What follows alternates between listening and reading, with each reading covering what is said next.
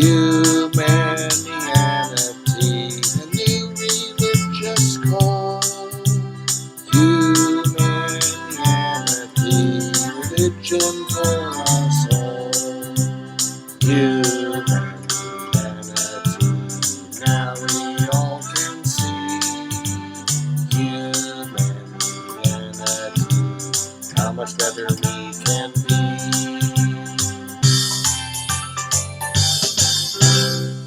Hi, I'm Bill Van Fleet, and this is Humanianity Conversation number 98, recorded on January 20th, 2021. It is the fifth recorded conversation with David Whalen, an advocate for objectivism. This discussion explored some basic differences in terminology between our belief systems, including the concepts of rationality, free will, and determinism, and distinctions among belief, knowledge, fact, faith, and religion. Hi, David. Hey, Bill, how are you? Good. How you doing? Good. So last time you were asking me a whole lot about essentially my belief system from your standpoint as an objectivist, or one variety of an objectivist, since you're saying that there's more than one kind of objectivist.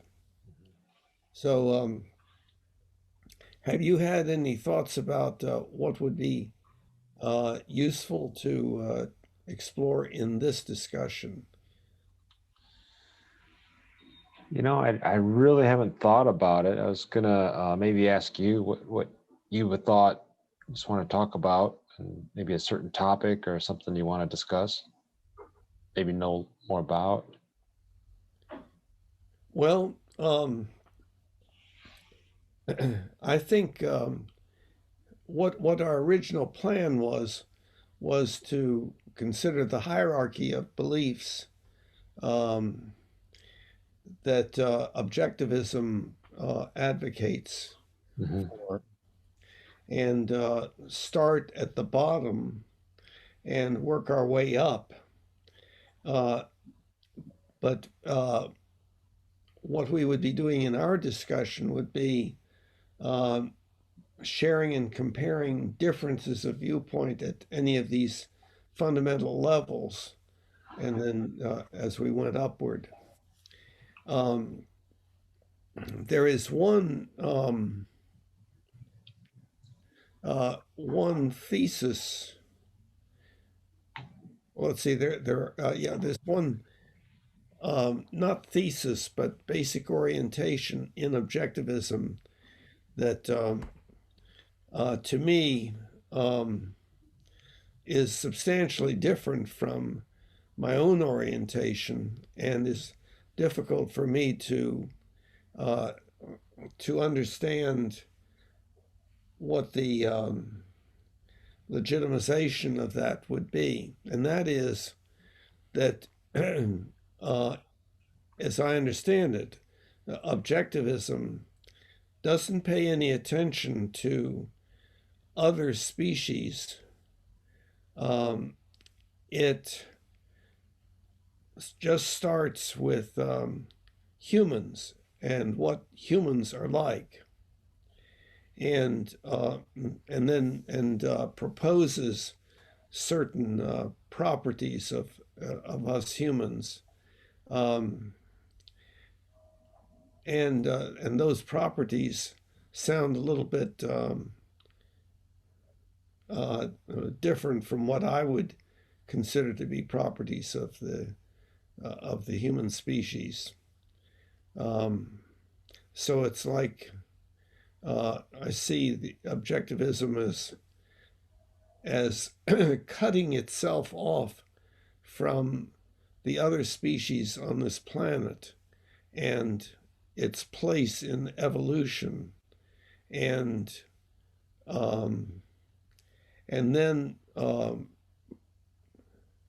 asserting that we humans have certain properties which which I kind of question, um, like that humans are basically rational, for instance. To me, if that is a proposition, I would say that that was drastically removed from reality as I see it, you know. So I wonder maybe you could speak to that, what your thoughts are about that. Okay. Well, it is true that objectivism basically its philosophy is made a philosophy of life for humans.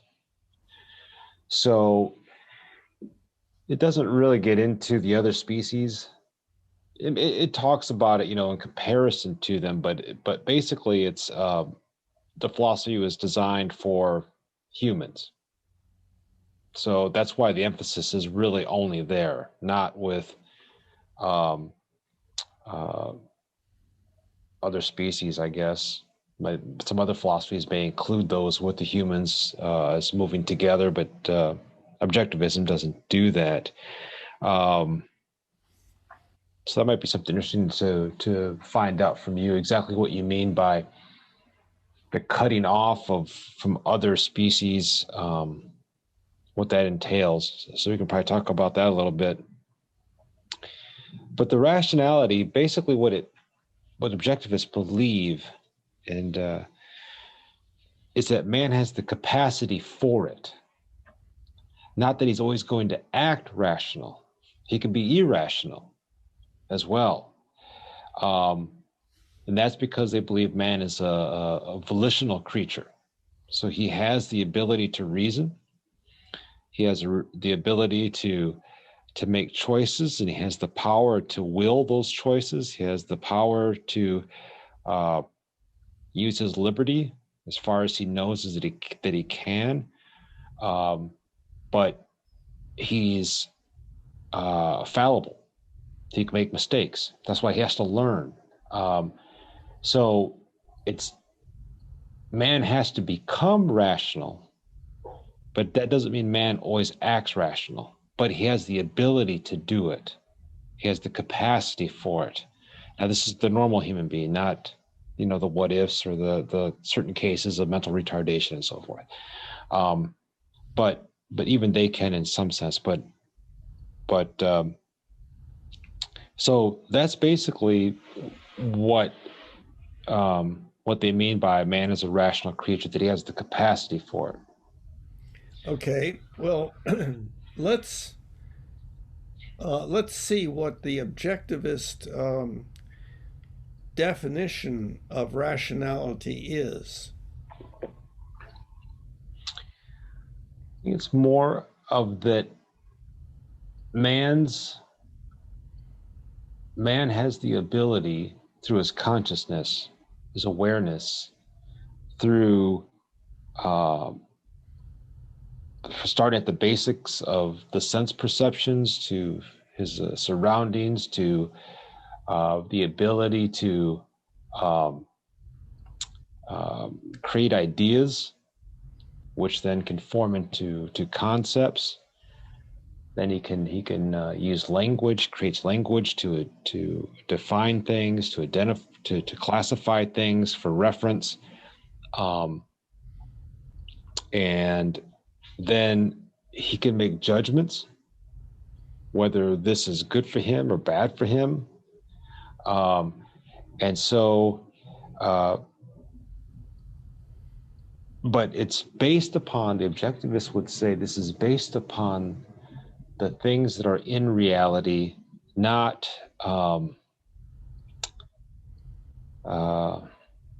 things that aren't true, that aren't in reality. And so that's basically what they mean by the rationality. It's man's ability to reason for himself. Okay, well, much of that is very unclear in my mind. there's a use of terms that are unclear, like ideas um, and then concepts and so forth. So I would need to understand what is meant by those. Um, Also, what ran through my mind was objectivism makes the assumption that free will does exist. Well, I have to correct you right there. It doesn't say that the will is free, because then the will would be its own thing separate from man, working in man. The will is a power that man has uh, to execute his choices. Okay, So, but so to choose implies free will, right? it implies you have the power to execute your choice, but the other power that man has is liberty. But liberty has different degrees of it based upon what, for example, the laws or the situation or the circumstances allow the person to do. So, for example, let's say I want to eat a Big Mac at McDonald's. I want to choose to do that. So it comes into my mind that I want a Big Mac right now. My will, then I have the power to execute that, to go and do it.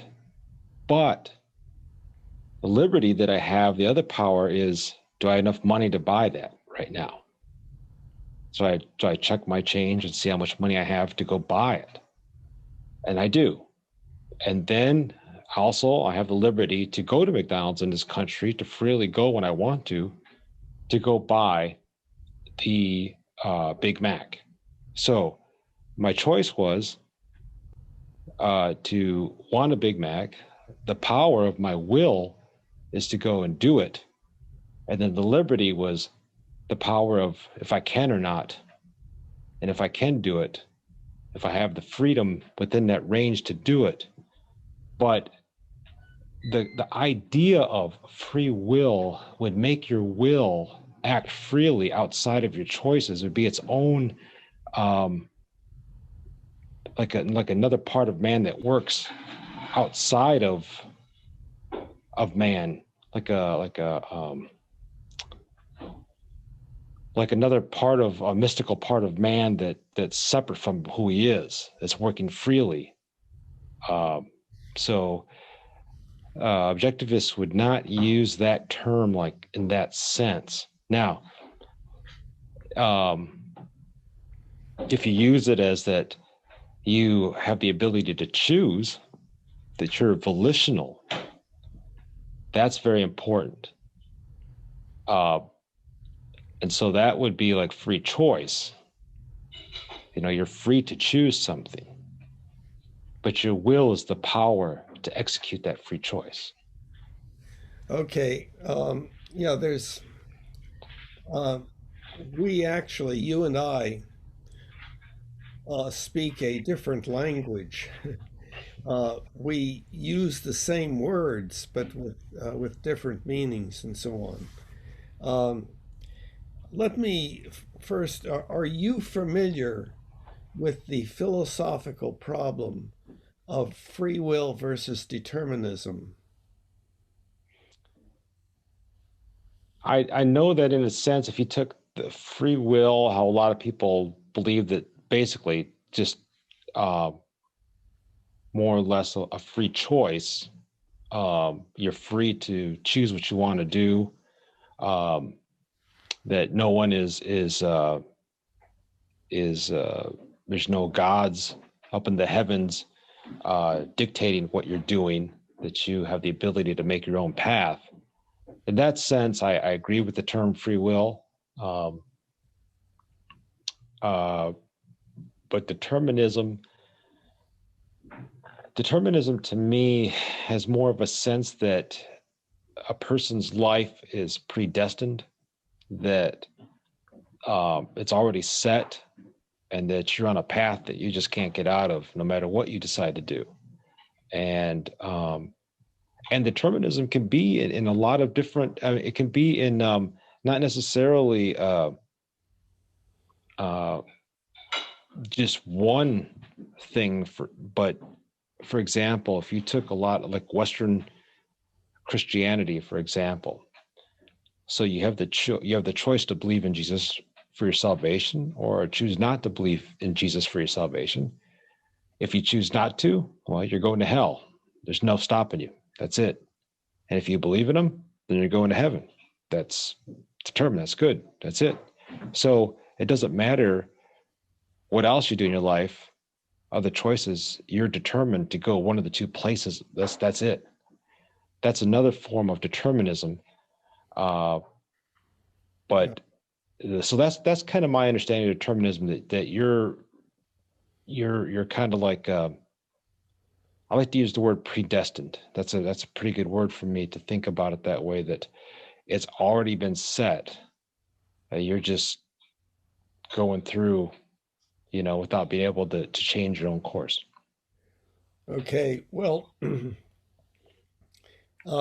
that's kind of close to the what the problem is, the well-recognized philosophical problem of free will versus determinism. What it has to do with is this. We have come to recognize or believe that things cause other things to happen. And what that means is that if situation A occurs, then situation B has to follow from that. However, it's more complex than that. If we see what the natural sciences have attempted to do is to identify the, quote, laws of nature. In other words, the laws that that determine what it is that happens. And so the effort is to finally arrive at a set of natural laws that allow one to predict what is going to happen given a particular situation.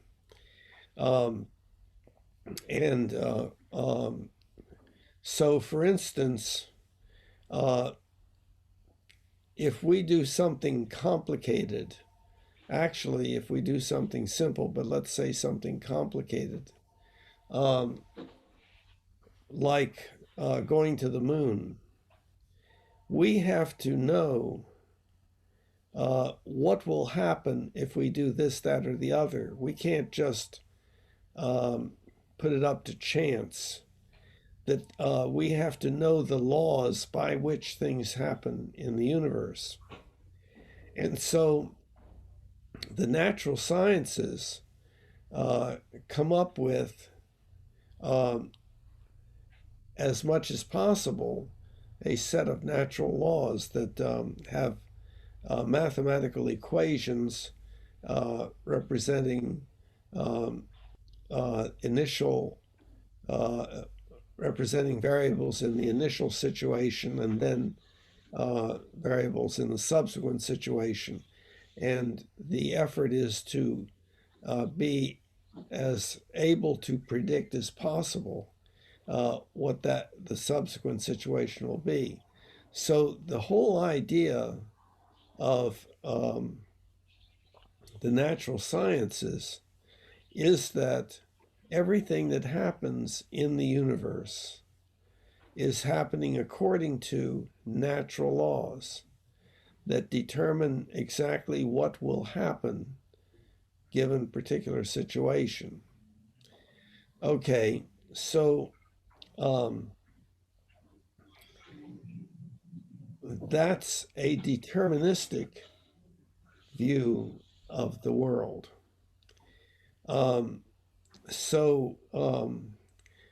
The other view of the world is one that contains, wherein the universe contains entities within it that have agency. By agency, I mean the ability to decide to do this, that, or the other. And we humans are considered to be such agencies.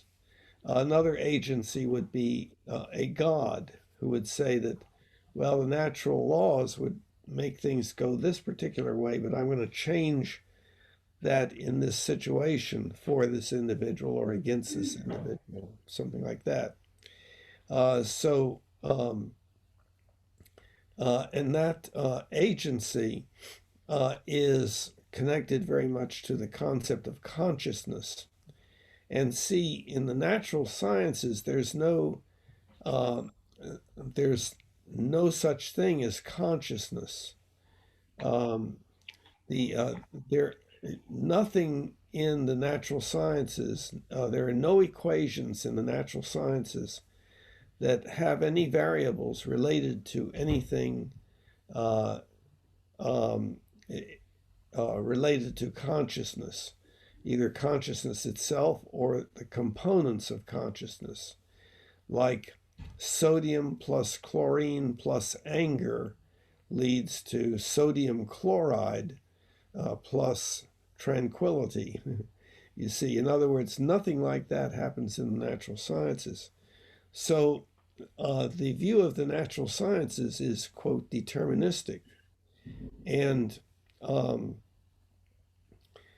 as soon as one introduces something like free will or agency, that is a supernatural concept, one that is not in the natural sciences. So, according to determinism, whatever you decide to do, you are going to do that anyway. And essentially, your consciousness, in quotes, is just observing what's happening inside of you and around you and so forth. So your consciousness is, it's like one of the things that you feel is the feeling as if you are making a choice, but that feeling actually was already determined before, when the universe began and so on, and does not have any effect. But even there, that contains supernatural concepts, because consciousness would be a supernatural concept. As I say, it's not in the natural sciences. So that is a philosophical dilemma, and people have tried to determine, well, which is true? Determinism, everything happens according to natural laws, or free will? People are not constrained by the natural laws, at least not to a certain extent. They can make those laws bend to make something else happen than would otherwise have happened. So that's one. So I see objectivism as being as having settled on being based upon the concept of free will. It's a little bit. I'll make a clarification for you. This might help you out. So, objectivism would say that yes, the laws of nature, for example, discovered by Isaac Newton, great scientist, mathematician, physicist, there are things in nature that just work a certain way. Now, with objectivists, though, including the human species, animals, the universe, planets, the earth, plants, everything has a nature to it. And this nature works a certain way. And we can observe and learn how things work in the optimal way. But at the same time, we can learn how things that we can do that can hurt nature and not make it work the way it's supposed to. So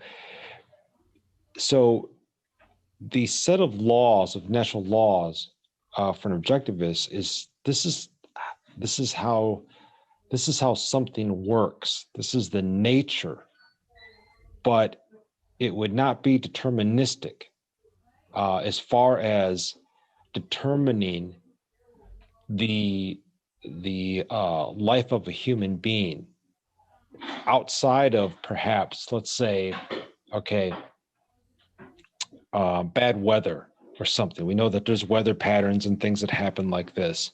And so the way that things work, man has to deal with these certain things. But even in those certain circumstances, man still has the ability to choose to do certain things in those circumstances, learn how to do things better, etc. So one of the famous sayings by Ayn Rand with objectivism, she would say that nature, to be commanded, has to first be obeyed. Meaning you first, as a human, have to learn all about nature, the natural laws, how it all works. And then from there, man can then figure out the optimal way to live and survive on this planet, and to help his fellow man survive and live as well. So, for example, John Calvin, who was a man who lived during the Reformation, who was he's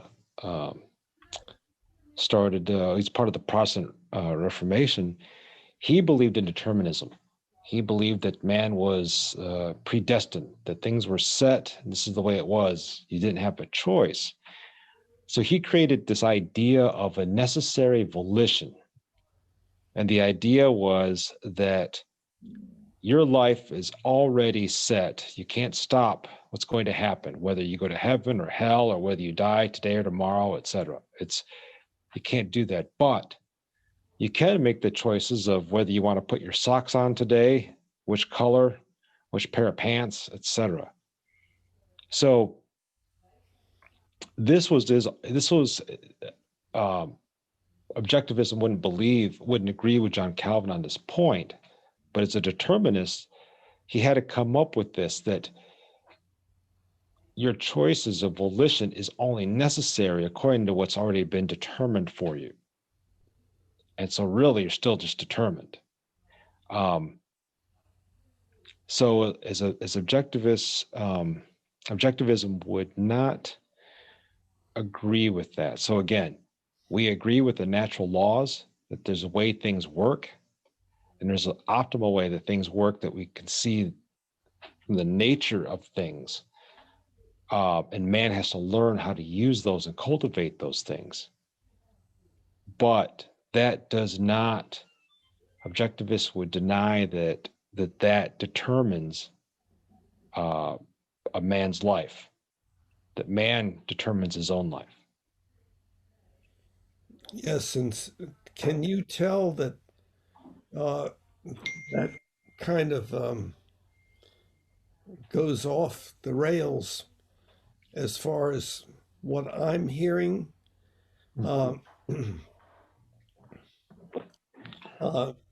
I mean is that there's a question as to whether everything in the universe happens according to certain natural laws that actually can be put into mathematical equations. Some of them are probabilistic, but so that you get probability distribution curves and things of that sort. But that there, but that process follows natural laws that says this is the way it has to be. This is what is predictable. And so to then say that there is this thing, whatever it might be, that changes that and makes something different happen than the laws of the universe would have one predict, sounds like a very supernatural view. In other words, outside it, that is contradictory to the idea that everything happens in the universe according to natural laws. So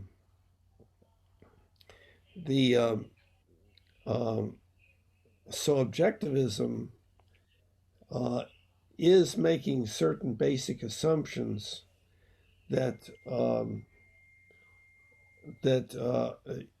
overlook or ignore some deep philosophical problems that we have never come to general conclusion about in this particular area. Well, I'll tell you that the biggest reason why objectivism comes across that way is because objectivism doesn't believe in the supernatural. Well, actually, from what you've said, it does, because choice is a supernatural concept. Well, choice is an ability that we have. I mean, Bill, look at you made a choice to talk to me tonight, right? Did you not choose to do that? See, I can look at it. Did you not choose to do that? Yes or no? I can look at it either as, yes, I chose to do it, or I didn't choose to do it. It's what has happened according to the laws of the universe.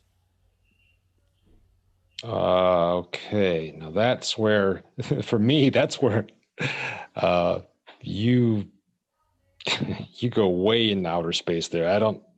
That's where I lose you when you start talking in that way. To me, that's outside of reality right there. I know that that's the way it comes across. Yes. Yeah, that's what it just seems. It's odd. I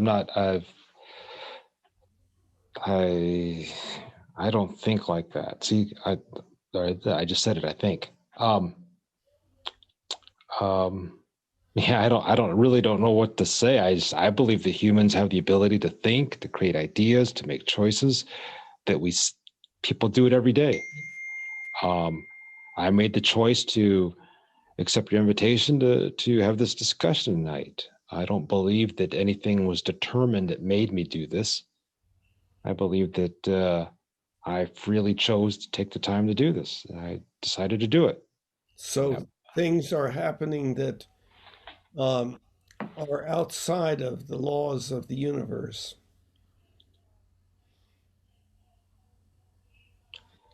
But the ability for humans to do what we do, how is that outside of our nature, of how we work?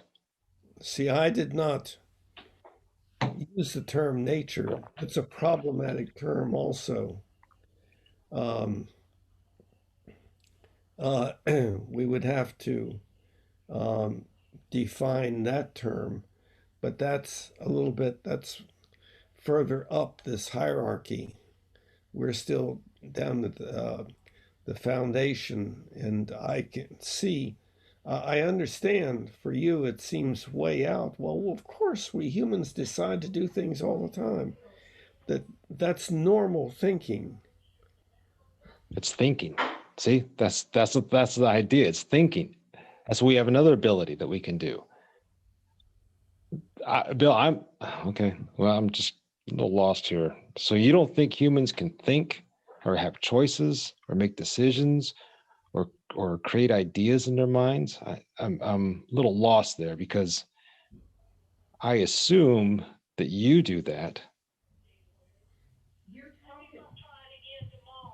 Well, I believe that you said that you were reading the Mind-Body Problem book, one chapter a week, but I don't know whether you have persisted in that. The I think you would probably have to read that book to break out of some normal ways of thinking. The mind body problem is a recognized philosophical problem. And what I'm talking about is not something that nobody has thought of. People have indeed. Um, I can say that you can make the assumption that you are an entity that is floating around in the universe, not obeying the laws of the universe, but making things happen independent of the laws of the universe by choosing. In other words, making your brain do this, making your brain do that, or something of that sort. You can make that um, assumption, or you can make the assumption that what ever happens is what was bound to happen anyway. Um, and and there has not ever been a proposed answer that has been accepted as to which of those things is true. So actually, it's more complex than that. Um, and I think you'd have to actually read the Mind Body Problem book to understand it. It takes an enormous amount of thinking and rethinking to deal with that problem.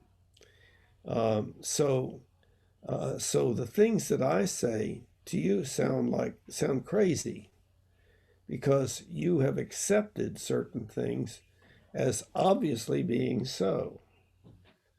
And for me to come along and say, well, that's not necessarily so, um, uh, leads you to think that, well, I've just gone off the deep end, that I, have a pathological thought process or something like that. That's understandable. That's what people do. Um, but I don't object to using the free will way of um,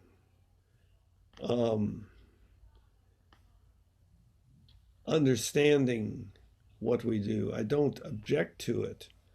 It's just that it is not something that is, quote, true or, quote, false. But it is a contradiction to the idea that everything that happens in the universe happens according to causal laws, which is what the natural sciences are based upon. But natural scientists have supernatural beliefs that they indeed can choose to make these things happen by setting up experimental design and predictions, make predictions as to what will happen and stuff like that, and not regard that as just that their mind and body is just doing things that follow the laws of the universe. Um, so, so I believe it is possible to to operate in the um, to operate with the assumption that we can choose to do things. It's just that we should make a note that that is not that is a supernatural belief.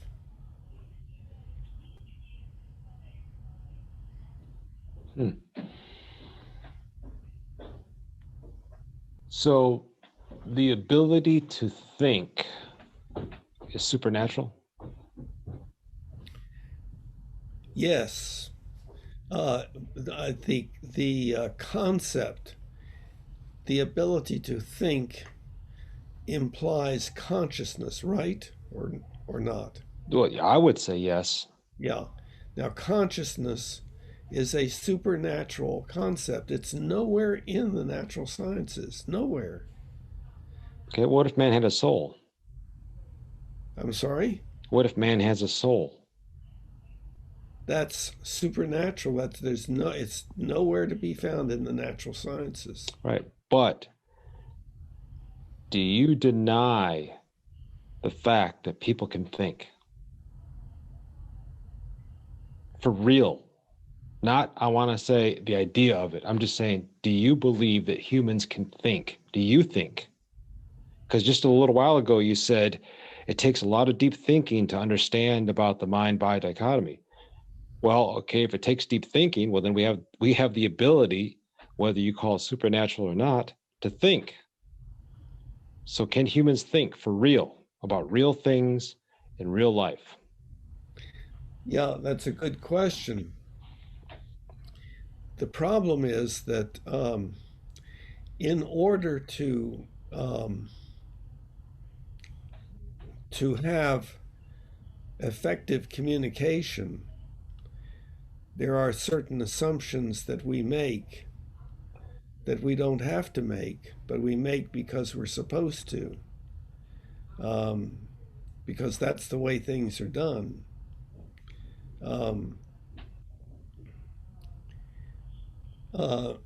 This is it's a deeper problem than I think you have yet become aware of. That is a problem facing anyone trying to understand reality or existence or whatever um, um, in as deep a way as possible. It's a problem that does not go away. But I would say that I will make the assumption that we can think. I know what you're referring to,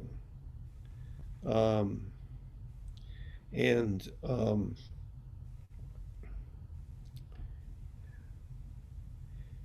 that's going to it's going to be connected to a basic fundamental concept called belief that we have yet to explore. It is, but let's see. The question right now, I guess, is, well, do you see me as being hopelessly fill in the blank, misled, deranged, crazy? You know what? Do you think that that it is possible for us to really become aware of and acknowledge the really major differences in outlook that you and I have, and proceed to try to come to some agreement about those things. Not necessarily who is right, Right. because we could both be wrong and arrive at something better than what either of us had started with. Yeah. No. And so I guess where I settle in is that I do believe there's things that work in nature. We know that from the physicists and the scientists and the mathematicians. There's just things work a certain way, okay, in our universe and nature and so forth. Always? Um, Not always. It can be changed by I would say, for example, like um, pollution by humans can do damage to the natural order of things, the natural way things work. It can affect that. We know that. But let's say the orbit of the planets around the sun, for example, they are there's a way that they work, that they do the ellipsis around the sun, and we know how that works. We know how um, there's certain laws that govern that and make that happen.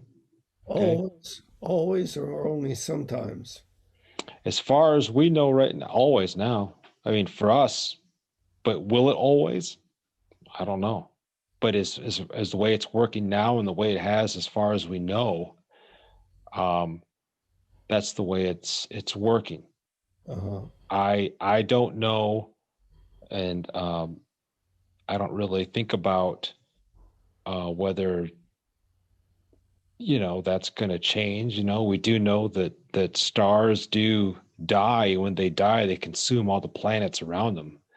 So Uh-huh. one day, if our sun dies, uh, Earth's not going to be around anymore. It's going to be gone. It's going to be evaporated by what happens when that takes place. Mhm. So there are changes that take place, but that's part of their nature. So the sun will die one day. We know that. It's Uh-huh. like other stars die. Um, that's its nature. We just, scientists are predicting it's like 2 billion or something years away from that Yeah. happening. Okay. But, um, but part of the nature of the way things work is also the human species. Now, I can't explain to you why humans are born with certain capabilities. Okay. I can't tell you that. I don't know. All right. I don't understand that. I just know that this is how it is. Okay. How do you know that that's the way it is? Well, from my own experience as a human and the observation of other humans, that we we have the ability to reason. We have the ability for volition. We have the power to will. We have the power of liberty. Okay. Well, And let's take volition. What does that mean? you don't know what volition means? No. The ability to choose whether I want to drink this right now. This is a nice glass of bourbon and it's my favorite. And I can choose to drink it right now or choose not to drink it right now. Okay. And can I chose to drink it. can a chimpanzee do the same thing? I think the animals have um, uh, a certain level of reason and No, volition. volition is what I'm talking about. Sure, if they feel, let's say, for example, they're hungry, Uh-huh. they're going to look for something. They're going to choose to look for something to eat. Uh-huh. Okay, Okay, so uh, animals can do that. I believe so. Hmm. I believe that. Look at dogs, for example. Yes. Dogs show a really good knack of becoming attached to their owners and loving them. You know, um, they have an affection side of them that they choose to do that they won't do for a stranger all the time, but they'll do for the people that they know, the family that they belong to and they love. They'll show a lot of affection. So it seems to me, now I don't, haven't given a lot of thought about that, to be honest with you. But just from my own experience, what I believe is that animals do have, higher level animals have certain abilities to make choices, to show affection, to rationalize at some levels, uh, and things like that. So yes, I personally believe that. Can a snake choose to go in one direction as opposed to another? I believe so. Uh-huh. Because by his senses that he's deciding to do something, whatever it is that he's making his way through the woods or something, and he comes in with his tongue and he's sensing he sees a big rock in the way or a tree. Mhm. He knows he's got to go around it, so he'll decide which ways he wants to go around. But if he senses a predator, he may not go that direction. He may turn and go the other way. Mhm.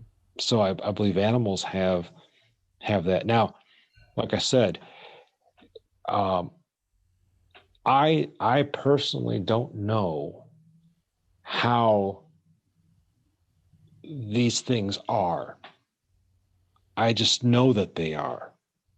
That's so I'm not very good at trying to figure out how things came to be. I've never really looked into those kind of ideas, so I'm not very good at that.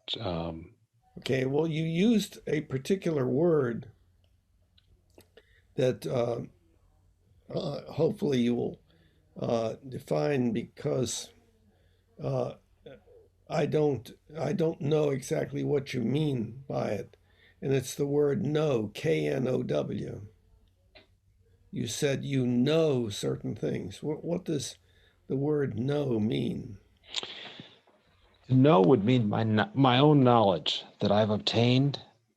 Well, see, that's knowledge contains the same thing, the K-N-O-W. Mhm. So we're defining something in terms of itself. But um, what does it mean to know something? To learn. Well, could you learn something? Can you know something that is not correct? Yes, Uh-huh. and that's part of man's. Remember, I told you at the beginning, man is fallible. So there are certain observations and there's certain ideas that we create in our minds about things. Um, even from our own sense perceptions that may be misleading and needs further investigation so that we can be corrected to make sure that we know that it's right. Here's a great example. This is a classic example. So um, when I was in the Marines, when you go out on night patrol in the jungle, your eyes can play a lot of tricks on you about things that you see. So, for example, if you were running into an enemy patrol and you thought you saw the silhouette of an enemy soldier in front of you, they immediately teach you to close your eyes and then reopen and look again. Uh-huh. If it's still there, then it's real. If it's not there, that meant that your eyes were playing an illusion on you because of the night, the darkness. Uh-huh. Okay. It's the same thing with learning. So, for example, you may think of something, or someone could even teach you wrong. But your ideas have to be tested, um, and then when you know that it's been tested right, that this is true, then you know that it's true. But Wait, if wait, it's what do you mean by know that it is true? We know that um, an experiment can give false results because of uh, defects in experimental design or something like that. Uh, right. the question is, see, what your original statement was something like, well, but I know such and such. Hmm. And it sounds like uh, that means for you that you don't have to examine that. Now, maybe you don't feel that way. I don't know. But uh, see, you remember I said that one very foundational concept is the word belief or believe. And so you, when you said, I know that da da da da da, um, how is that different than saying, I believe da da da da da? Okay, here's a great example. So let's say someone takes a bucket of water and dumps it on my head. Uh-huh. Well, I know just on the simplest perception, the simplest basic idea is that I'm now wet. There's no way around that. I'm wet. And we use the word wet to define what it means when water gets poured on a human being. Uh-huh. Okay. Well, that's a fact.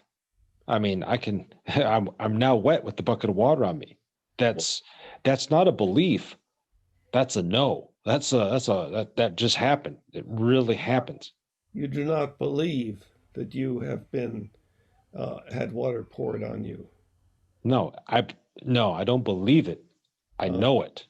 I It see. actually happened. Uh-huh. Because to believe it And what means happens? And that, what happens when you wake up and find that it was a dream and you were dry? well, if I'm talking about like right now, if my wife came over here and well, I'm not dreaming, I'm awake right now. If my wife came over and dumped a bucket of water on me, I know for sure I'd be wet. When you are dreaming, you always know that you are dreaming. Uh, well, when you're dreaming, you're asleep. So your dreams are things that are in your subconscious that you tap into for certain reasons. Their recollections, um, fears, joys, sex, fantasies, different things like that. But those are dreams, but they're while you're sleeping. While you're awake, unless you believe, don't tell me you believe that you could be that you're in a dream state all the time. No, not all the time, but right now. I don't think I'm in a dream state right now How do you know that you're not? because I'm not sleeping. How do you know that you're not sleeping? When people dream, they generally do not know they are dreaming. Now, sometimes they do. Um, some people even cultivate that capability of knowing that they are asleep and dreaming while they are dreaming. But generally speaking, when one dreams, one uh, does not believe that this is not really happening because I'm asleep and dreaming. That usually does not happen.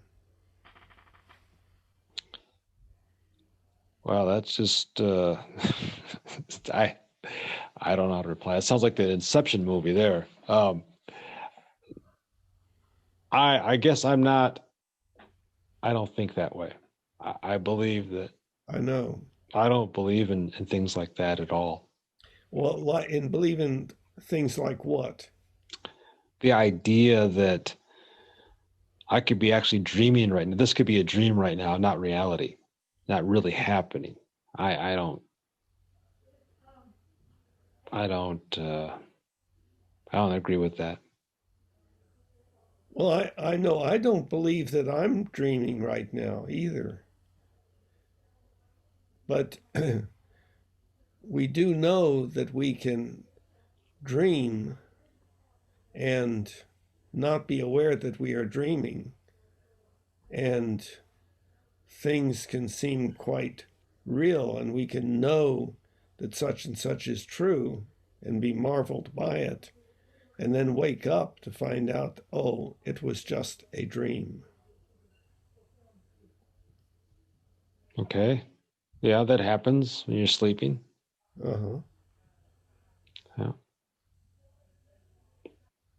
But So the word know, as you're using it, is um, the belief, whatever it is, that I know that da da da da da. So that belief is something that you have, but in addition, you have the belief that you're not asleep and dreaming, or you're not inside of some virtual reality, that that you're not a brain kept in a jar with input and so forth, um, and living its life, etc. There are various, scenarios that people have imagined.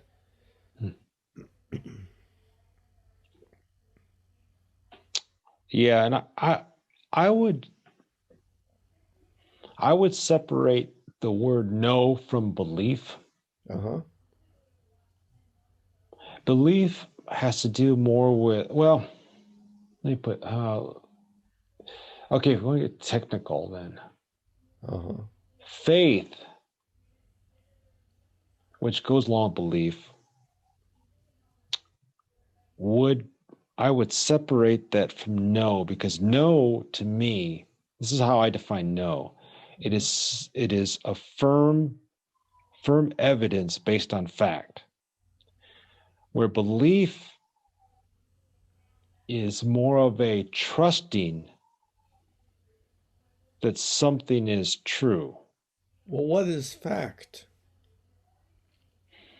Fact is a law of nature, or as the empiricist would say, something from observation that we know for sure.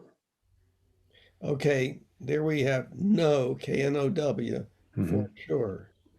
But how do we, quote, know for sure?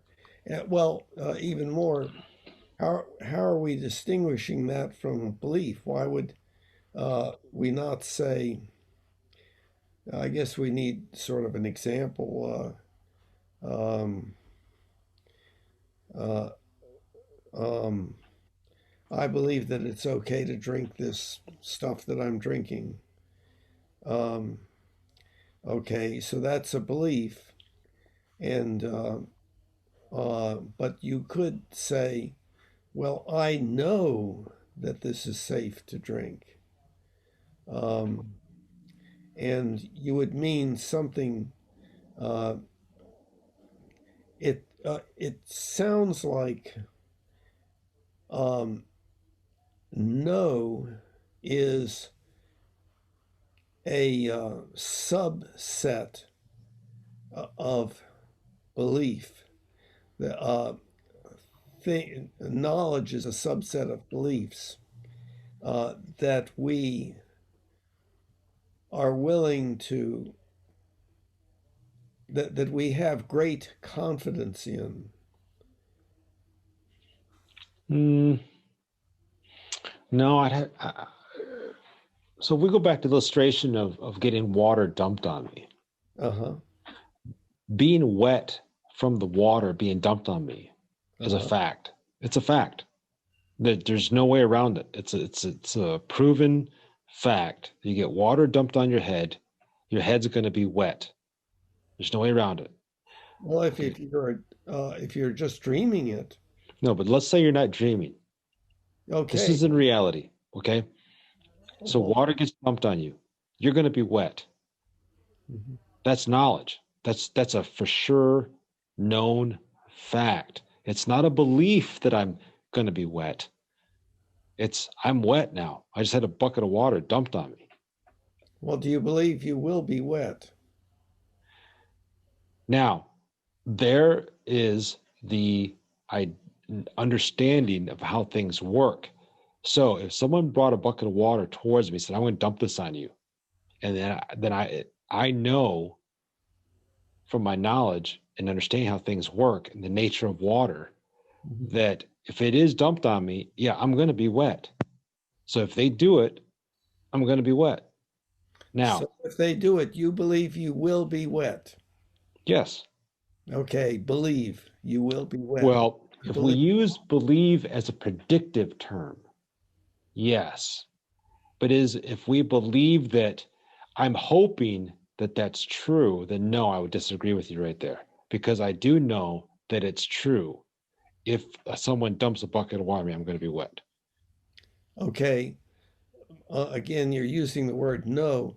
Uh, what does it mean other than you have extreme confidence in that belief? Well, it's because it's a fact, not an extreme confidence, but because it's a known fact. You get water dumped on you, you're going to be wet. That's a fact. You can't get around it. You can't wish it away. You can't believe otherwise. And you can't say, well, I got a 98% probability chance that I'm going to be wet with this bucket of water dumped on me. No, Yeah, you're going to be wet. you do believe you'd be wet. Exactly. Yeah, that's what I'm saying. No, So but yeah. the fact that you're using no, K-N-O-W, does not rule out the use of believe. So what I'm saying is that what you say you know is a portion of what you believe. There's some things that you believe, but you don't have high confidence in. Well, I use the word belief uh, in the, I would say, I would use it in a way of predictability. So, for example, if the stove is hot, I believe if I touch the burner while it's on, I'm going to burn my hand. But you don't Now, know that? no, I know that, but I also Okay. believe that it will Ah, happen. So it's predictability. okay, yes. Well, Okay. I agree with predictability. That's right. Yes. So I is agree. in English, we use that word, I believe, in the sense of predictability. We don't normally say, well, I predict if I do this in our common talk. We don't we don't say that precise like that. We say, I believe this is going to happen if I do this.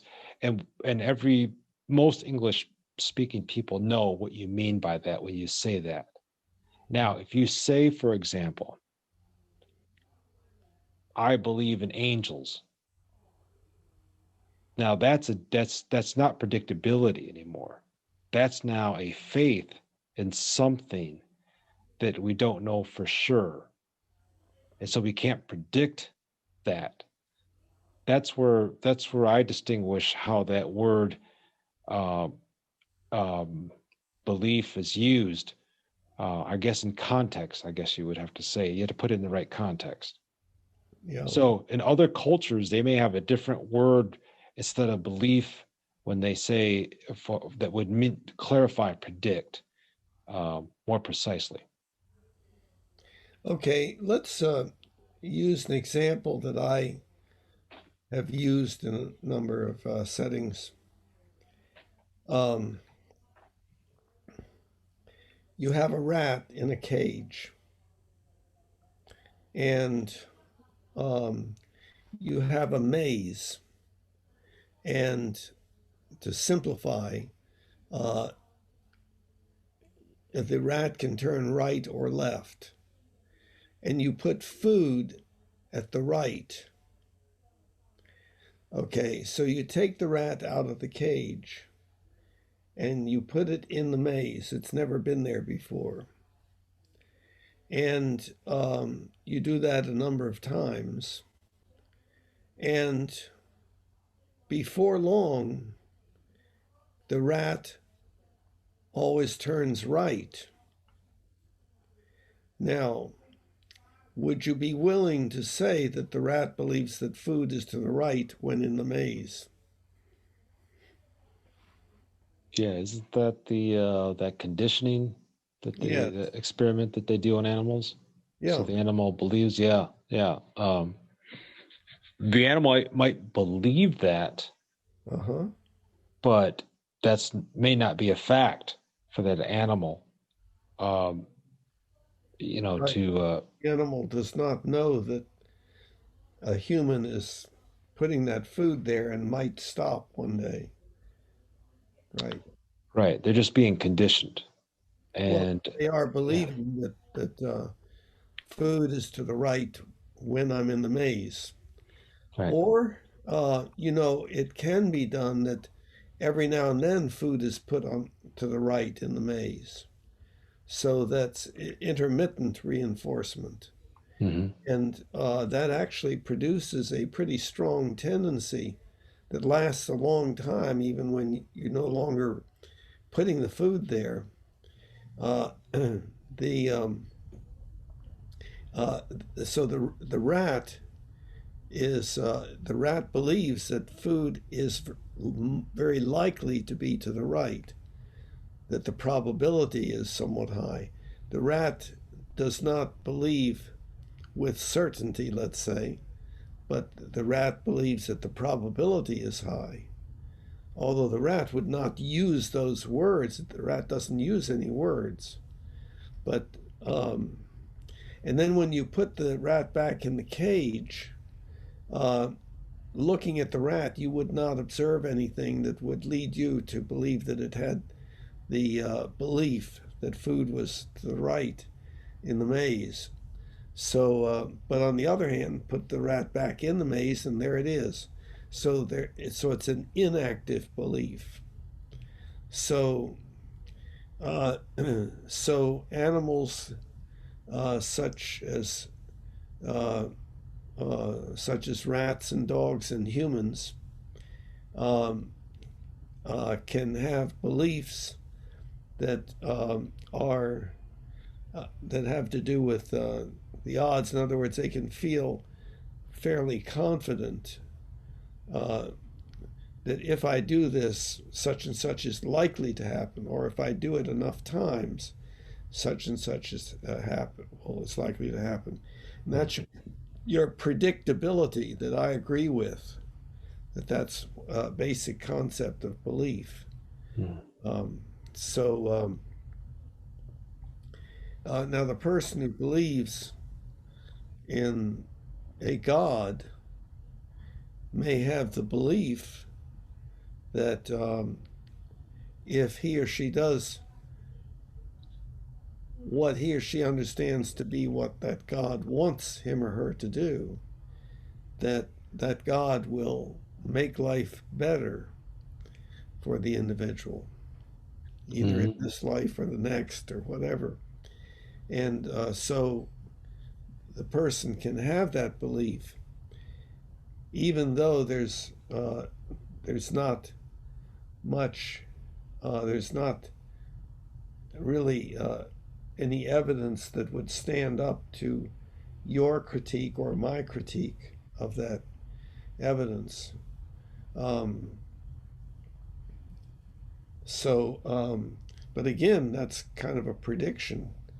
Um, even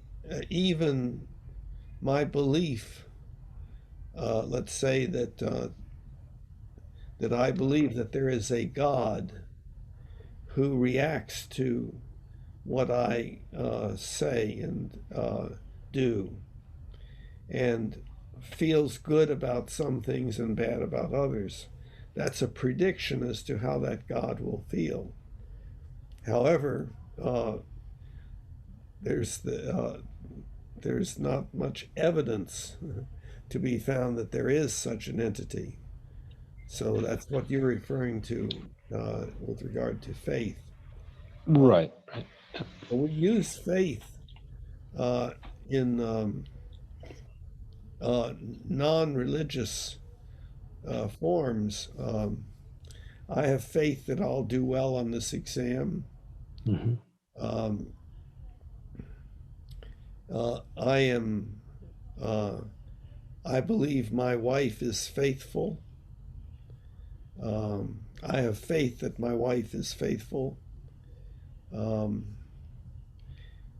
and there may be some set of experiences that increase the feeling of probability that that is so. Um, However, we know that that can easily be incorrect. Right. And I use that. That's a good point. I like to use the word trust. Yes. That, for example, I trust that my business partners are going to be honest with me. I know them. I've worked with them for over 20 years, and I trust them based upon their character. That um, I can trust them and I can rely on them. So we do have. You believe you can rely upon them. Yeah, yes, and I like to use the word trust as a more definitive word about that than just believe. I I Right. because I think trust means that a full confidence in something. I guess you could do that with belief, but belief, like I said, belief can be used. It depends the context which you're using belief. So for me, trust in English has more of a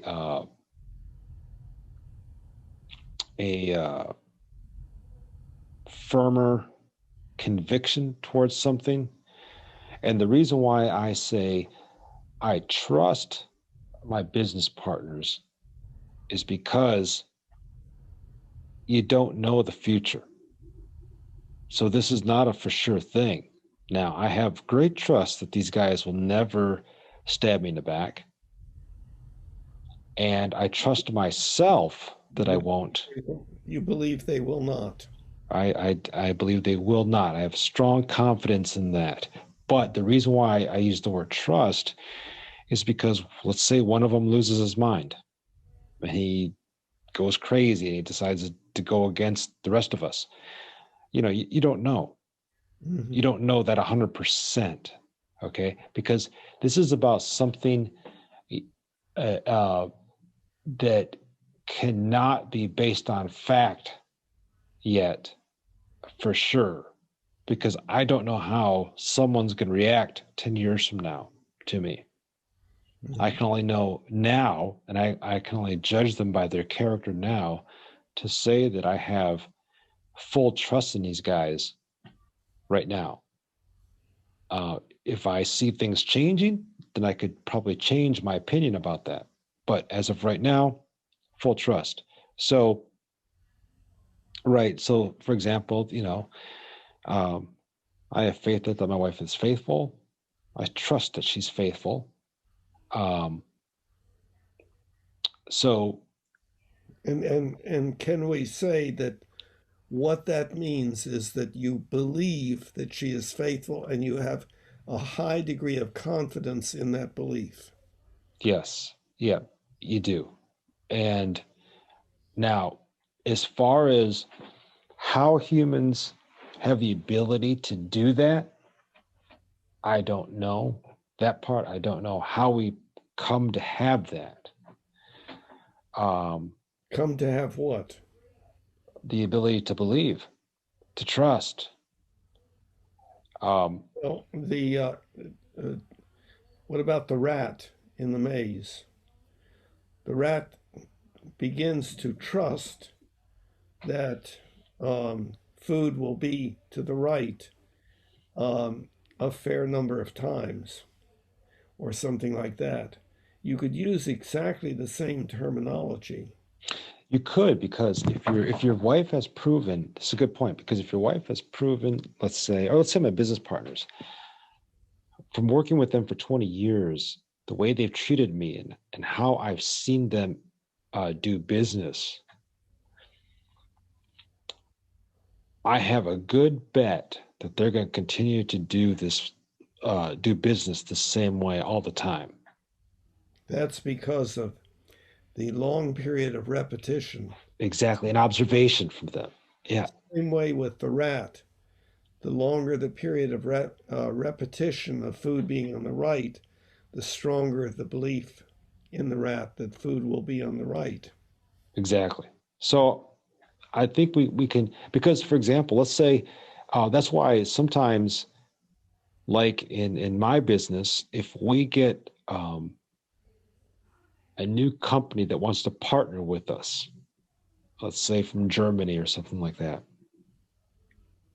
well, we're just not going to jump in right away with them unless we first check them out. We go visit them, we tour their facility, we talk to the owner, the executives.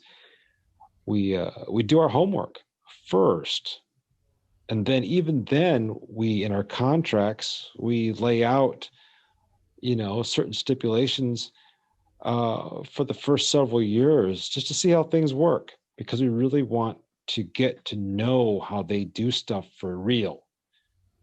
And so you're By right, get to know, it takes several years. Yeah. by get to know, you mean believe with high degree of confidence.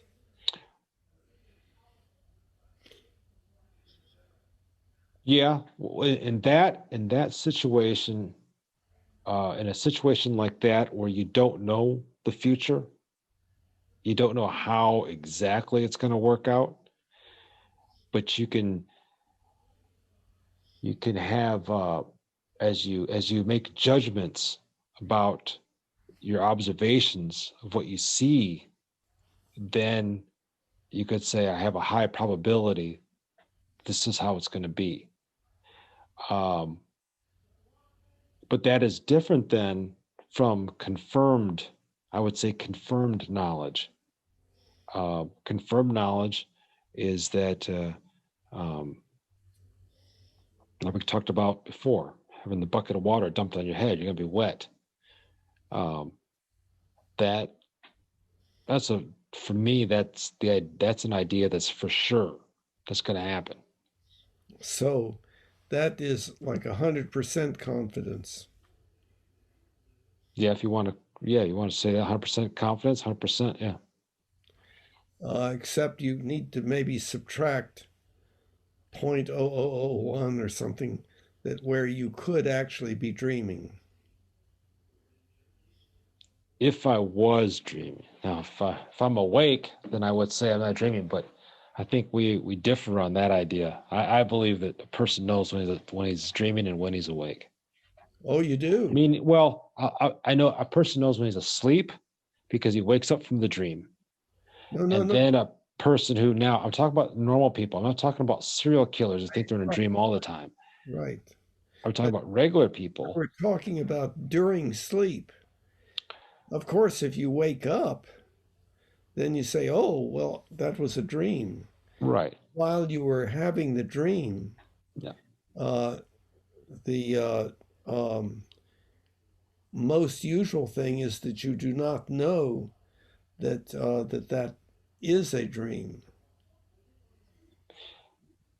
Yeah, but usually when you wake up in the morning or whenever you wake up from your sleep, you'll say, "Wow, that was a weird dream," but you'll know now that you're awake. Now that you're awake, yes. Yeah. But But people know when they're awake and people know when they've wakened from their sleep. yeah, but people do not know that they are asleep when they are asleep and dreaming, except there are people that have what's called lucid dreams, where they do indeed know, this is a dream. This must be a dream. I don't know whether you've learned about lucid dreams. Some people have a lot of them. I have had only one that I know of, and it was in my late adolescence. And I was sitting at my typewriter, and uh, all of a sudden, uh, I realized that there was an extra column of keys. And I thought, my God, this can't be true. Well, what in the world? Uh, the only thing I can think of is that I must be dreaming. Well, then let me look around and see if I can see anything that makes me think that I'm dreaming, anything that would let me know that, other than this column of extra column of keys. And I could see nothing that looked any different. It was like I was completely awake. But I figured, I've got to be dreaming. That's the only thing I can conclude. And if that's so, then it should be interesting. I should be able to wake myself up somehow. And so I started to do something in my mind. And lo and behold, I woke up in my bed. And it indeed had been a dream. But in that lucid dream, everything seemed real, except one thing couldn't be real in my mind, because there's no way that my typewriter could develop an extra column of keys. So that's an experience of lucid dreaming. But I've dreamed many times, and even upon awakening, it has been a little hard to realize this was just a dream. Occasionally, I've had that experience. There's also, we do, quote, know, K-N-O-W, that some people have hallucinations. And we also know that we can apparently alter subjective experience through hypnosis, and even through auto-hypnosis, perhaps, self-hypnosis. So there are those possibilities, plus that it's really that you're living in a virtual reality, and it just seems like this is what's happening, and you can't tell that that's not what's happening, and so on. So getting back to my original thesis here, is that there is a very fundamental concept that is highly useful, is used by everybody, and it is belief. And then there are various things associated with that. And belief does not have to be something put into words. The rat believes that food is to the right. You may believe that what you're about to drink will taste a certain way, but that doesn't mean you've put that into words or even think about it. A belief can be active or inactive. When the rat is in the cage, the belief is not activated. It's when it's in the maze that it's activated. When you're thirsty and you develop a motivational state of thirst, you have a belief, oh, but if I drink this, the thirst will go away and I'll have a good experience. And again, like you say, it's prediction. So it's the nervous system of the animal that becomes altered in such a way as to result in an alteration of behavior that is based upon how the world happens to be around that individual. Yep. Yep.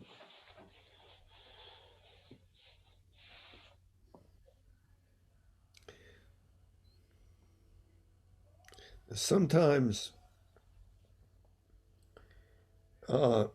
people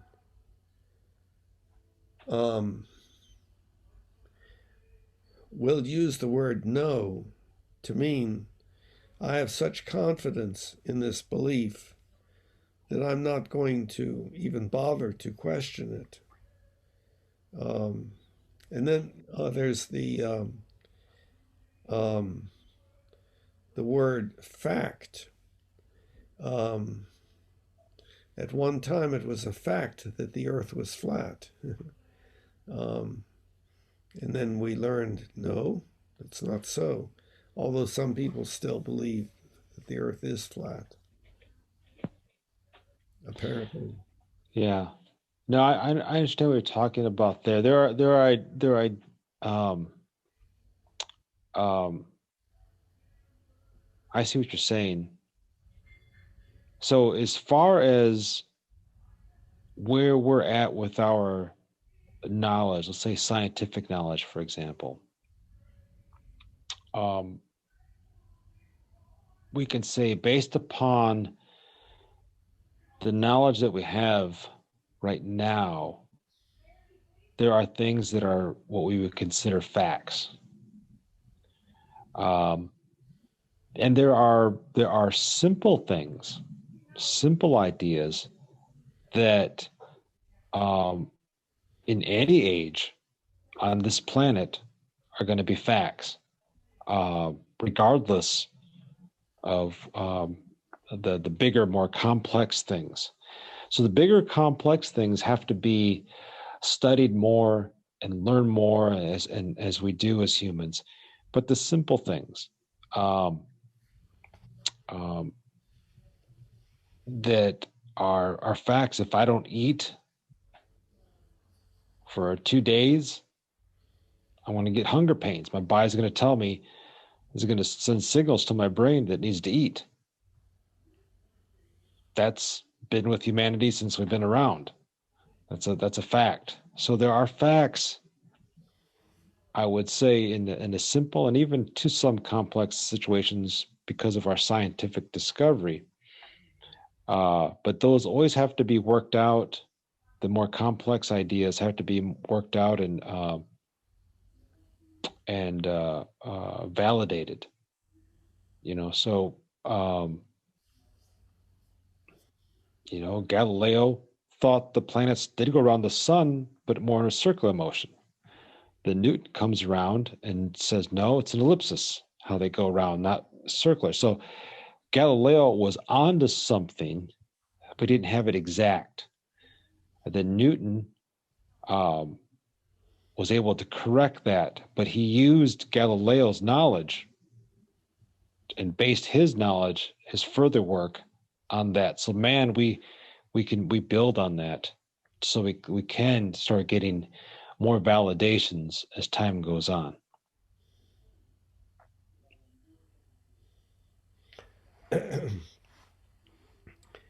Yes, I believe what you're referring to is related to what I refer to as the concept of accuracy of belief. And so a belief is accurate if the predictions resulting from it turn out to be what is actually so. But that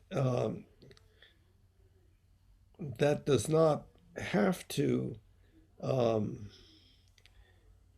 be so, because something can happen a particular way a number of times and then all of a sudden happen in a different way. But the more accurate our beliefs are, the less inclined we are to make mistakes.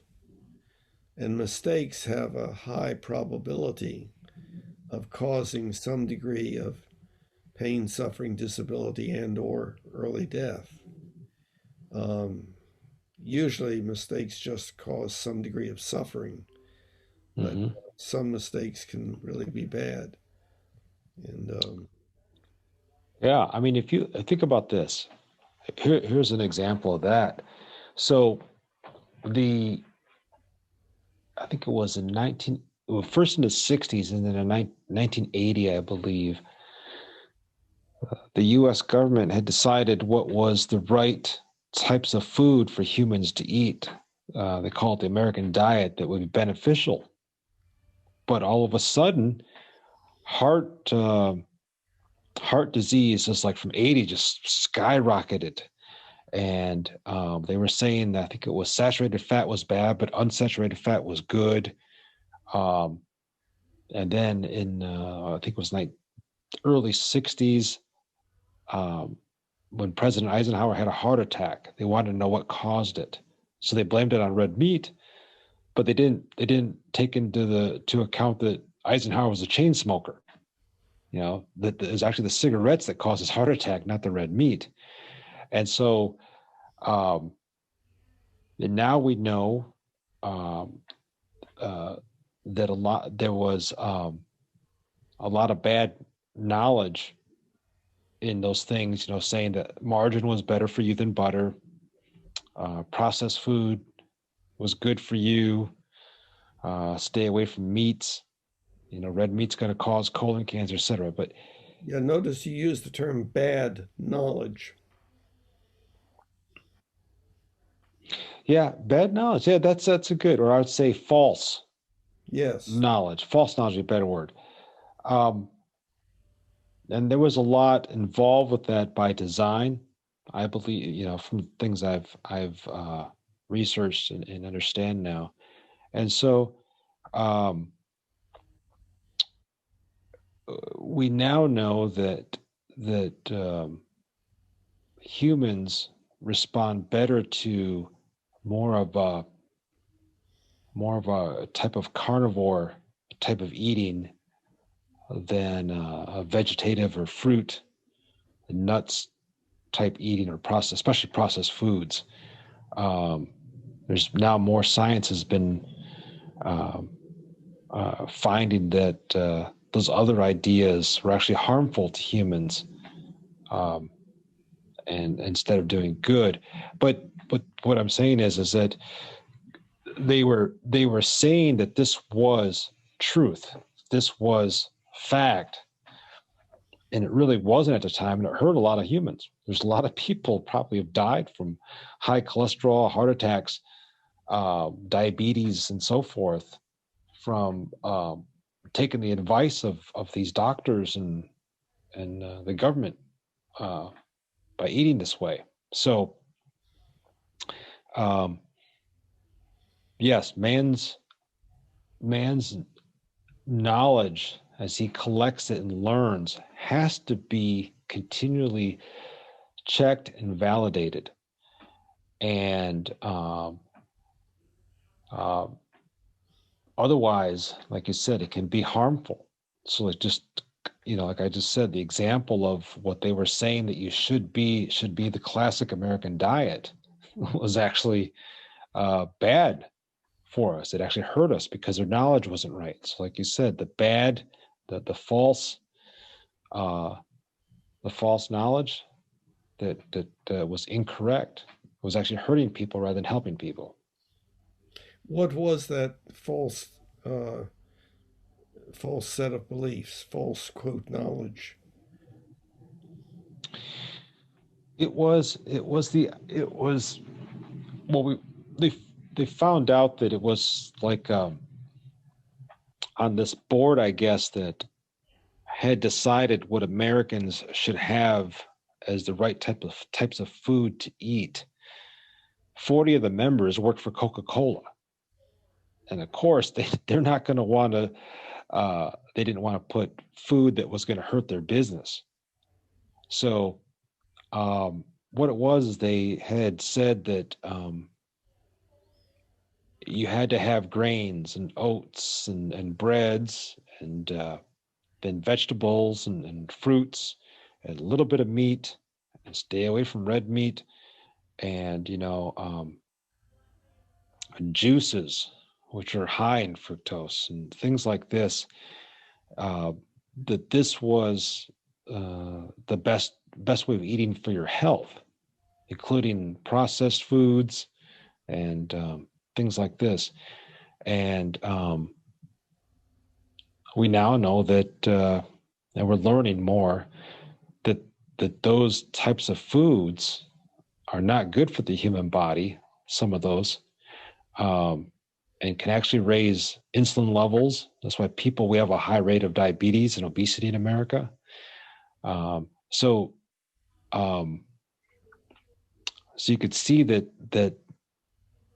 the things that they were saying that they knew for sure back then actually wasn't for sure. It was actually bad, and it hurt a lot of humans.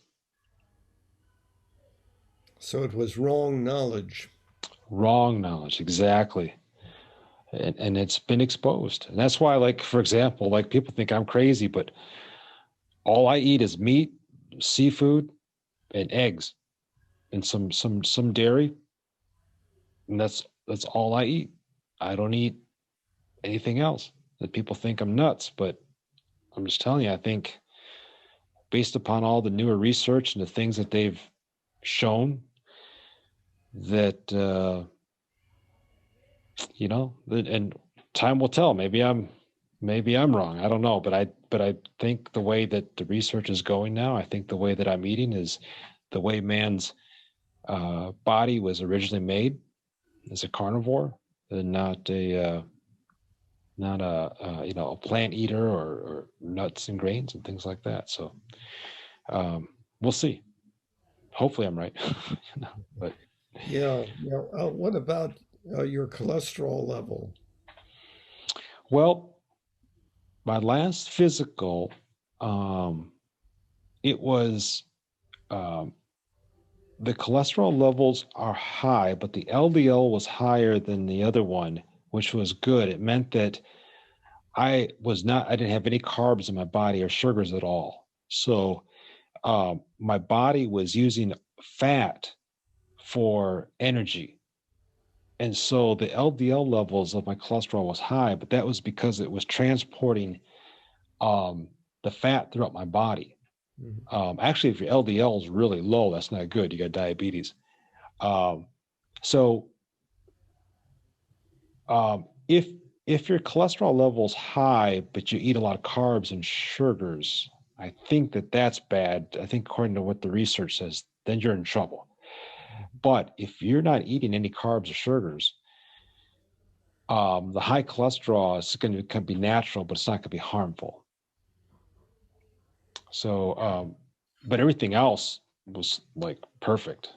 Uh-huh. So, Yeah, it's interesting because I had some autoimmune problems and ultimately came to the conclusion that seed, grain, nuts were what was causing it. So, and in order to have adequate protein, I had to start eating meat. I had been for a couple of decades eating just one can of salmon a day. And now uh, my diet is very heavily uh, carnivore, very heavily meat. I stay with just chicken breast, and my cholesterol, my LDL is high, and so on. But my understanding is that goes along with it.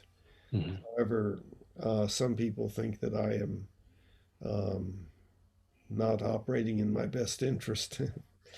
So, but that goes back to what we're talking about, that false knowledge. People have been taught that, okay, that meat's bad for you.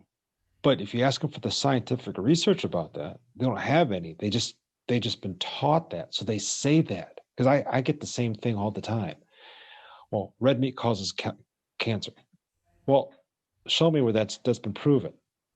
Well, I don't have any proof. I just heard that, you know. Well, hearing things doesn't mean it's true, you know. So, um, but the scientists, especially the medical researchers, are finding that the human body, our ancestors, we're carnivore, and we're made to eat that way. That a lot of the problems that we have is because we've changed the way we eat. We're eating the wrong way from the way we're made. Because I was the same way. I played sports all my life, so I had terrible pains on my shoulders and my knees, and my left hip was really aching all the time, really terrible. And since I've gone to carnivore, all the pain is gone. I went from 174 pounds down to 152 pounds, but I eat a lot, and I feel like I'm 18 again. My energy levels are high. I feel no more pain, nothing. And I'm 52 years old, and I feel like I'm 18 again. So I think there is something to that, you know. So, and I've heard of people who had autoimmune problems, and also too arthritis, severe arthritis, and they switched to eating more carnivore, and those issues cleared up. And that's because I think originally humans, we were carnivore species, and it matches our evolutionary processes. We haven't evolved to being like a cow where we just eat vegetation and things like that. You know, we're different. Yeah, yeah, it is a controversial area. I'm not sure that other hominids are primarily carnivore. I That's think true. that chimpanzees eat lots of vegetables, and so vegetables and fruits.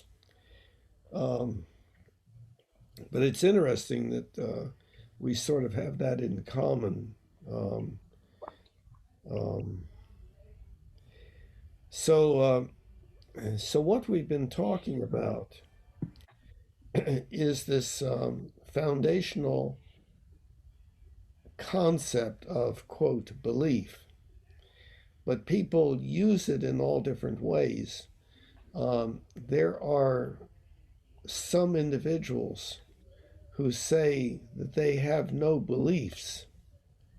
Um, one person I know says he has no beliefs, he just has suspicions. And um,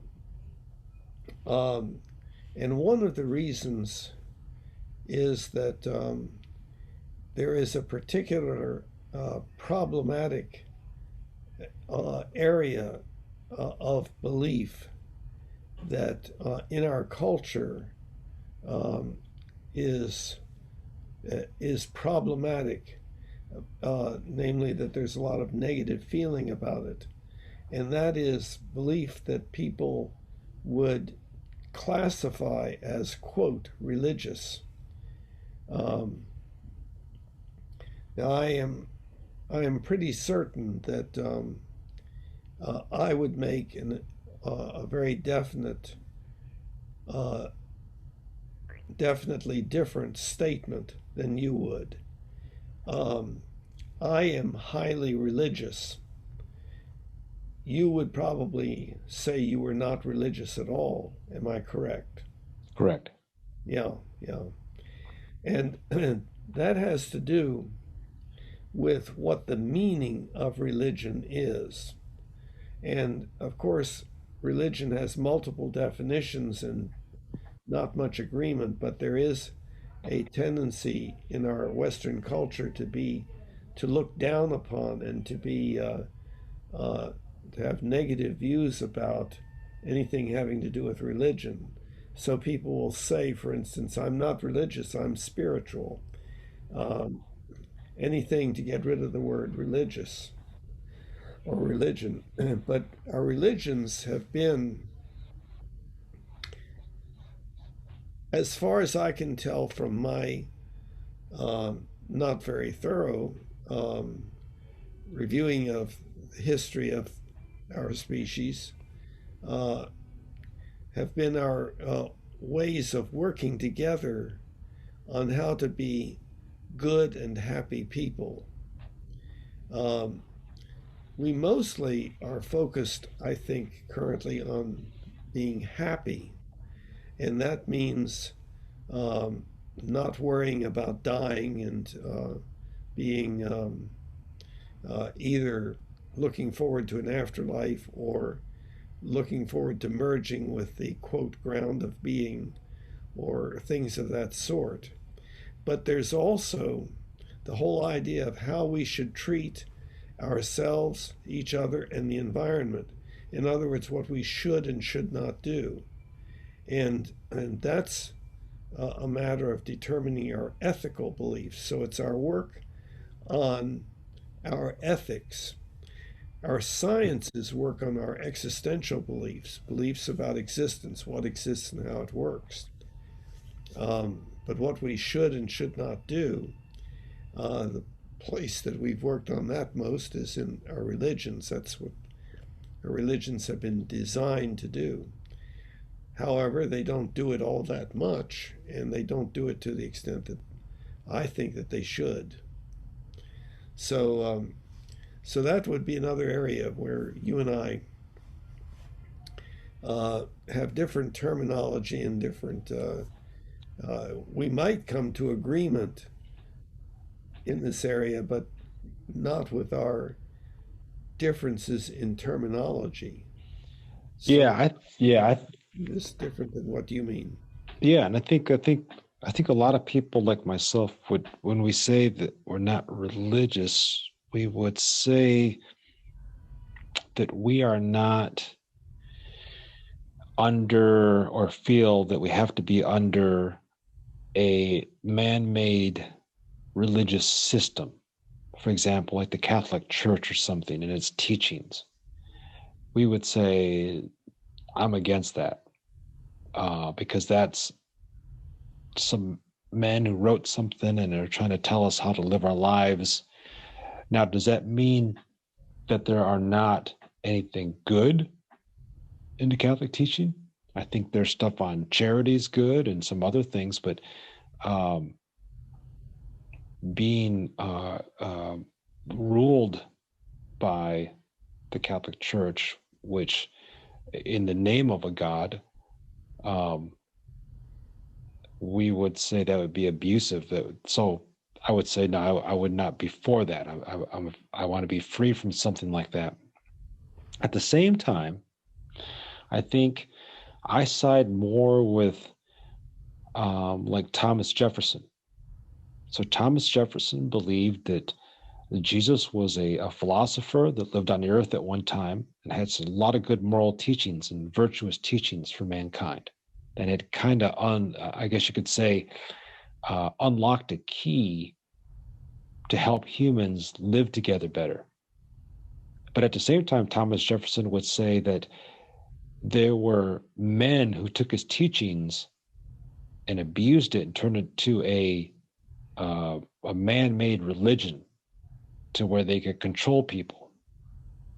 And so that's why when you read Thomas Jefferson's edition of the teachings of Jesus of Nazareth, he has all the philosophies of Christ, but he leaves out anything where it seems that man had interjected and put their own thing in to make you to invent the church and rules and other things like this. So I fall more into that camp when it comes to religious teachings, that I look at them as more as philosophies of life. Yeah, but by philosophies of life, a little earlier you were more specific, had to do with morals or ethics, how we should live our lives, how we should treat each other, and so forth. But as you point out, the problem, and see, that's what Humanianity refers to. What it refers to, what I'm about to talk about. Okay. We are hominids, just like chimpanzees and so forth, and even other social hierarchy animals, and what we should and should not do is determined by our cultures and by whoever or whatever is most powerful. And so that's authoritarian ethics. How do you tell what you should or should not do? By what X wants you to do, X being whoever or whatever is most powerful. And the problem is that that's never worked. We cause tremendous amounts of pain, suffering, disability, and early death throughout our species. But the new thing that we're catching on to is the idea of the social contract. And that's where we, that means all of us, whoever that is, get together and work out procedures that we think will be beneficial to everyone. So it's by everyone and for everyone. It's not imposed. Of course, when procedures are worked out in a group, well, so and so will do such and such, and so will do so, and that's how we will function. Then there is the element of self-control to live up to that expectation. And so there is the control aspect of ethics. Ethics is an issue of control. Control is not a bad thing. It can be, but control means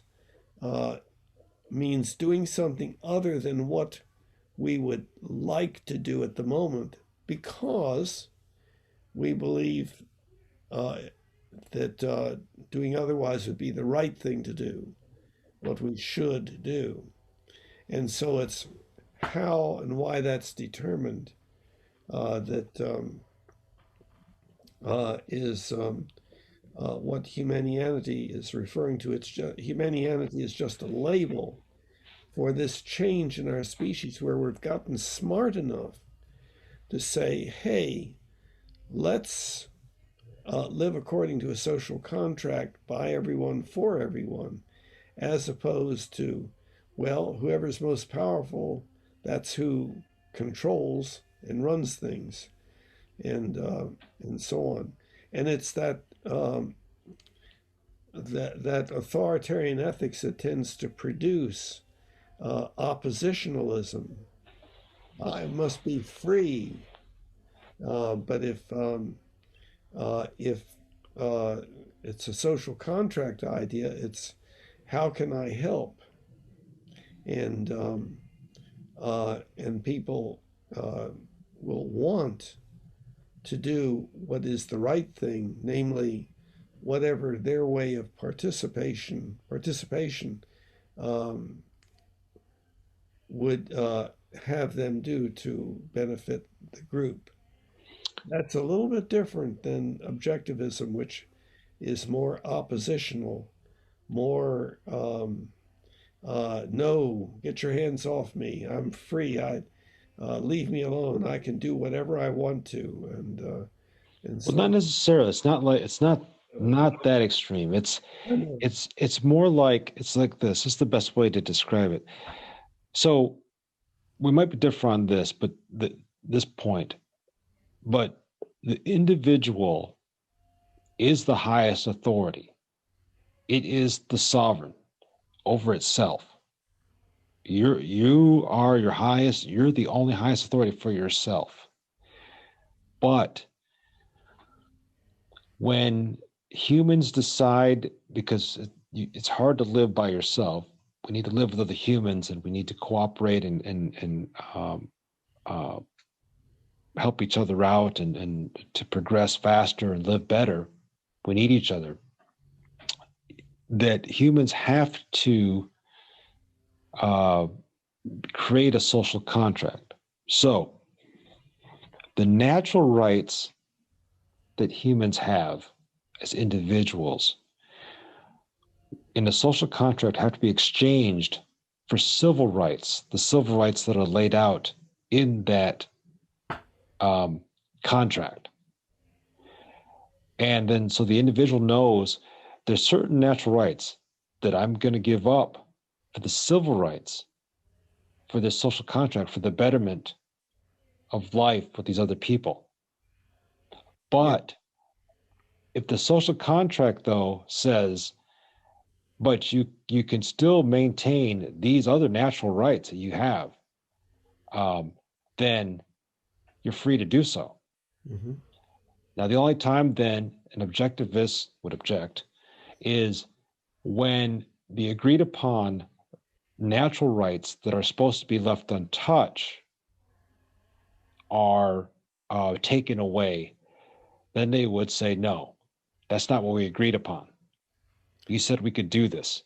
Yeah. Now, there is an interesting issue right here that we don't have time to get into, but I think would be a good thing to explore at some point, that the concept of right, having the right to do such and such.